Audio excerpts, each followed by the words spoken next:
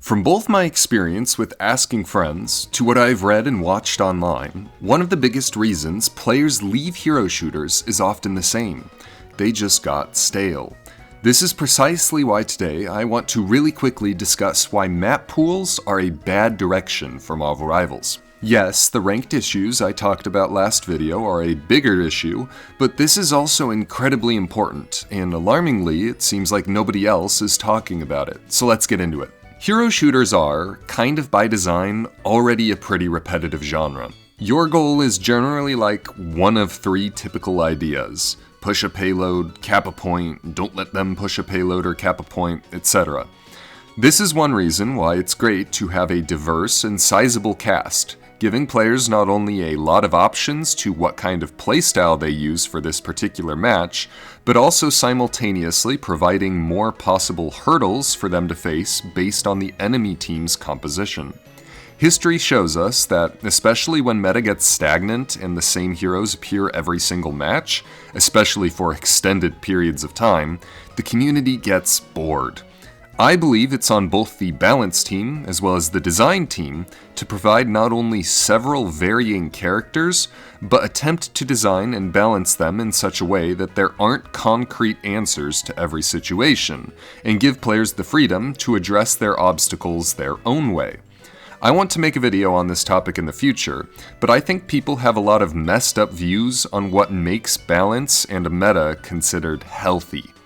I think people too often focus just on win rate or pick rate, and as someone who really does love focusing on these things, it's also easy to lose the script if you only pay attention to these things. A healthy meta is one where the players can succeed on what they like and are good at, regardless of what that is. We've talked in the past about how the game generally should reward you if you have a deeper hero pool, and that still stands here, but I think the healthiest signs of a healthy meta are that the players are playing their heroes, not just the heroes of the month, or even what is considered best on this specific map. We, however, have to remember that heroes are not the only thing that shakes up gameplay, but maps are arguably just as important.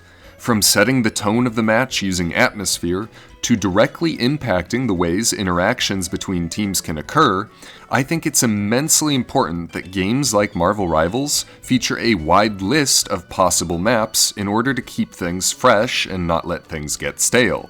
I already heard people complaining about the small selection of maps in Rivals during Season 1, and honestly, that isn't even remotely surprising to me. You have to remember that, given they are so adjacent in design, Rivals shares a lot of its community with Overwatch, and as much as Overwatch has its own faults, something they have significantly more of than Rivals is maps. Now, the argument can certainly be made that the quality of maps is more important than the quantity, and just shoving out more maps and map types is less healthy than focusing on the maps you already have, but I personally don't think that argument alone is enough to mitigate the importance of having a wide selection of maps. Talking personally, I have yet to meet a Rivals map I absolutely despise. I definitely have preferences, and sometimes they're stronger than others, but I think it's pretty telling what my stance on this is when I, even personally, think Overwatch not having Assault and Flashpoint on their competitive lineup for maps hurts that game. Any Overwatch players watching probably just cringed at the mention of 2CP, but I genuinely think taking it out of the pool made that game more stale than it needed to be.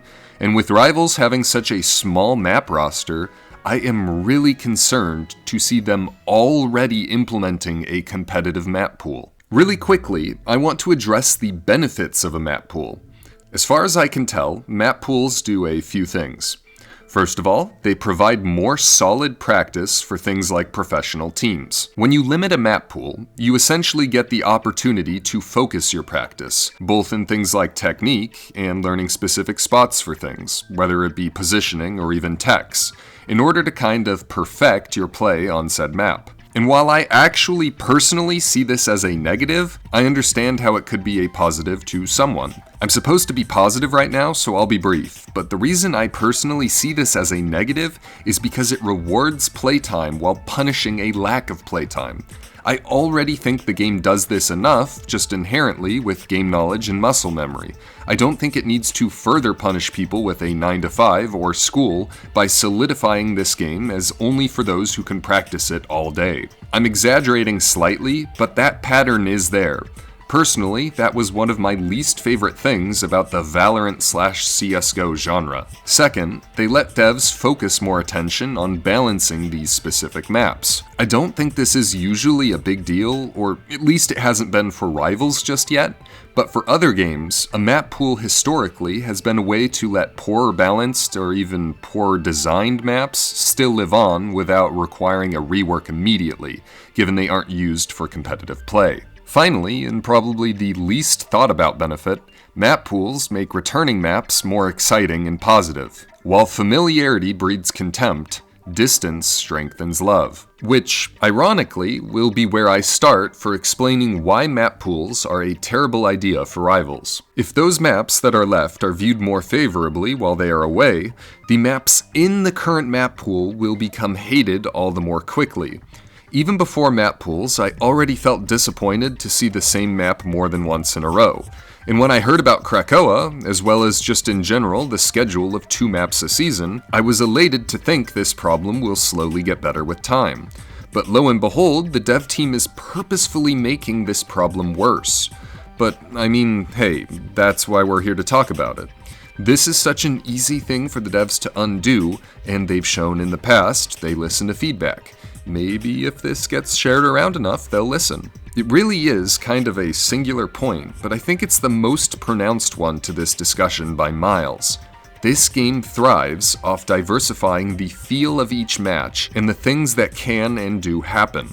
The more samey each match is, the worse the game feels, and the more we see the same set of maps, the worse things are. Now, I actually do 100% understand the quality over quantity argument, so I want to extend an olive branch to that side.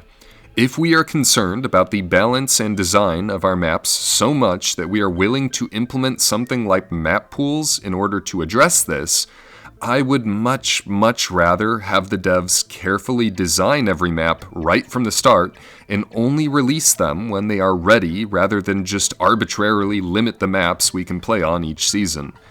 Essentially, I'm saying if this is a problem, just release maps slower, but don't remove maps from the pool. I personally don't think this is necessary, as again, I've yet to encounter a truly unbearable map, but if that's what it's come to, I think that makes way more sense. Every map should be considered a finished project, and no finished projects that meet the standards we want to have should be barred from the community. In summary, map pools are just going to make the game stale way quicker, and variety is like the lifeblood of hero shooters. Bring back all the maps, netease, please. Don't make rules just to make rules. Make them when they make sense. Okay, here's Oink. Ooh, so good, Oink. Please like and sub if you haven't already. Thank you so much for watching the video. And thank you so much to my great patrons, Cammy and James, and my great channel members, Archduke, Wisefool, Bob Saget, Totally a Diva, and Scott. You're all the best. See you, friends. Love you lots. Bye!